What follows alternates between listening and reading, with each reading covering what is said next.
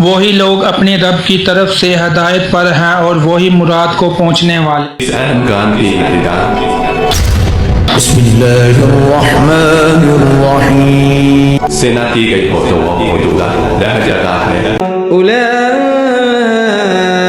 على هدى من ربهم وأولئك هم المفلحون۔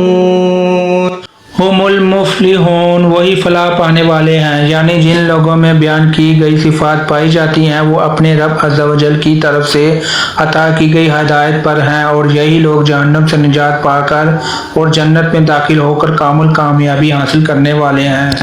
اصل کامیابی ہر مسلمان کو حاصل ہے۔ یاد رہے کہ اس آیت میں فلاح سے مراد کامل فلاح ہے، یعنی کامل کامیابی متقی ہی کو حاصل ہے۔ ہاں، اصل فلاح ہر مسلمان کو حاصل ہے، اگرچہ وہ کتنا ہی گناہ گار کیوں نہ ہو، کیونکہ ایمان بذات خود ہی بہت بڑی کامیابی ہے جس کی برکت سے بہرحال جنت کا داخلہ ضرور حاصل ہوگا، اگرچہ عذاب نار کے بعد ہو۔